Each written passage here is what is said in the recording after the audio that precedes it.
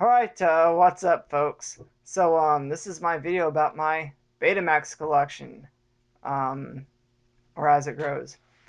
Not much as far as media goes, but I have some decent equipment.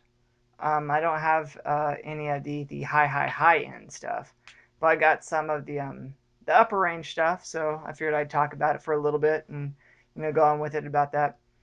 First of all, down here we got the what is this? The Sony Slo 325. Um, it I'm pretty sure it only records in B1 speed. I think. Um, can't tell. I don't remember. But anyway, mine is defunct. All I use it now is for rewinding. Like the mechanism works, but it doesn't play at all. It's completely shot as far as the playhead goes. But I don't care. I just use it for rewinding and fast forwarding. So that's pretty cool. Up next, we got the Sony Sl Hf 450 right here. This is my most recent addition to the collection, and it's actually really surprised me, and has some pretty cool features that are pretty nice. And yeah, it's a super beta. So if you have any stuff that's been recorded with this, get a really good picture because it's super beta. You can crank up the sharpness and make it look all nice and crisp.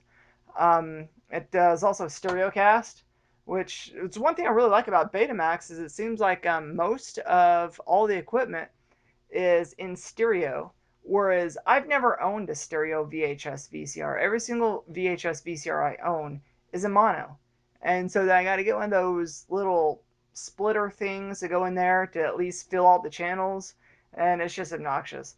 But I've never had that problem with Betamax because everything I have is stereo, so that's great. Um, and then the last but not least, we got the Sony Sl Hf 600 right here. I got this to replace the what I say this was again, the 325. I got the 600 to replace the 325 because 325 was a piece of junk, didn't work. The 600 served its purpose for a little bit. I digitized some tapes and that kind of thing, but the quality of the 450 just absolutely blows it out of the water. I was impressed, which I don't. I think technically speaking, they're both on par, but it's just this particular unit, the quality is better than this other particular unit. So it's definitely the maintenance issue. It has nothing to do with the technological aspects of the equipment. Um, and also have these little doors you can pop down here and access more features. So that's how you can access some more features down there.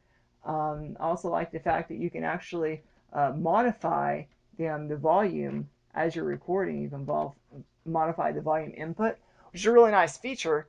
Not mini VHS or even consumer VHS systems had that. I'm pretty sure there were professional VHS systems that had that. But it just seemed like the consumer Betamax units just had a lot more to offer than standard consumer VHS units. It's just the VHS units just really weren't there. And then last but not least, we got the Sony Beta movie up here. Can't remember which unit it is. Sure it says on the back over here. Yes, the BMC 110. We got the Sony BMC 110. So records the beta tapes. It's okay. It's a tube camera, so what are you gonna do? What do you expect? Can't really get a whole lot out of it. I think the tubes are probably a little bit worn out too because the color reproduction isn't all there. It's very warm, and so yeah, whatever. But it's still kind of interesting to have. It's kind of fun to have. It's fun to use. Has focus. Has macro, has white balance, has NDF filters, so you can change that. That was, to me, that was really cool. Had filters and white balance. I was really surprised it had white balance. So yeah, that's some cool stuff. And of course, if you're wanting to record with it, you need some blank media. So we got some Sony blank media right here, which I was really stoked about this. Yeah, to get this. I actually got a case of these Sony L500s off Amazon Prime, believe it or not. I was really stoked about that. So now I can record all the great things. There's a big thing in the beta community about buying re-recorded media off eBay to try to find some gems or what have you. So I've always thought about recording like a real recent, like a Daytona 500 or Indy 500 or something like that, and then sell it on eBay just for kicks and giggles. Of course, completely advertising it's the 2016 Indy 500. I mean, whatever. But it'd just be funny to record the whole thing on beta. I don't think I'd be able to get away with it on this, because on B3 we can only get up to 3 hours. Definitely do it on this, because on B3 we get up to 5 hours. So, but yeah, I really like the packaging on the old ones. This is a lot more recent. Can somebody give us a date on when this was manufactured? Because the it looks almost 90s, to tell you the truth. I wonder if it is 90s. I don't know. And this clearly looks 80s. But yeah, so there's some blank media for you, and we can look at some pre-recorded media. So we got here we got Gone in 60 Seconds, which I thought was really cool. It's an all-inclusive box, so if you want to get into it, you gotta actually get into it. Distributed by Media Home Entertainment. It's actually, I was really impressed. This is a really fun, cool movie. So impressed, I went and bought the remake with Nicolas Cage on Blu-ray. But that was a fun movie. Up next, we got My Bloody Valentine.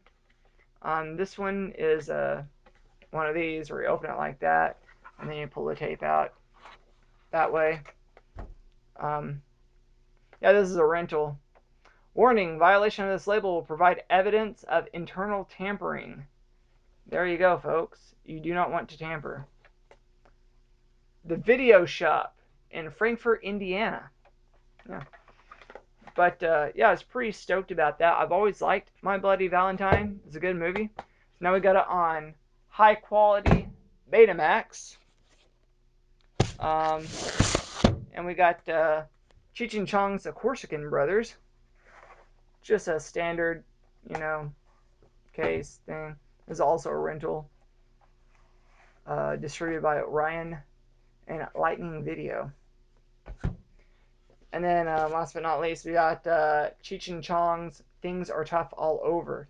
I watched this one the other day. It's actually pretty decent. This is another one where it opens up like a book, and you pull it out that way. I really like the Betamax cases, or protective sleeves, or what do you want to call them. They're actually a lot nicer. I mean, they put more into the packaging than with the VHS, and to me that's kind of nice. The fact that it's an all-inclusive case. You can't do anything with it. Can't tamper it. Can't damage it. And most of these actually held up pretty well. These cases, especially this My Bloody Valentine, it's held up extremely well. And Gone in 60 Seconds. This even has a glossy finish, a nice gloss finish. But yeah, so there we go. Some fun movies, some good times. I don't really have much else to say.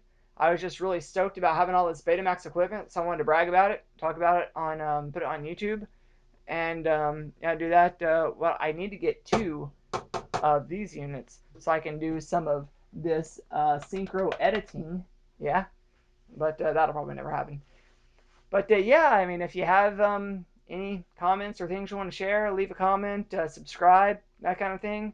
Most of the stuff I share is actually about games and stuff. I don't talk much about Betamax. I do talk sometimes about HD DVD, the other format that lost out. So I mean, I have a pretty decent HD DVD collection too. Spare no expense. I don't know. I love obsolete technology. I don't know why. I just do. But yeah, there you go. So subscribe, like, whatever. Peace.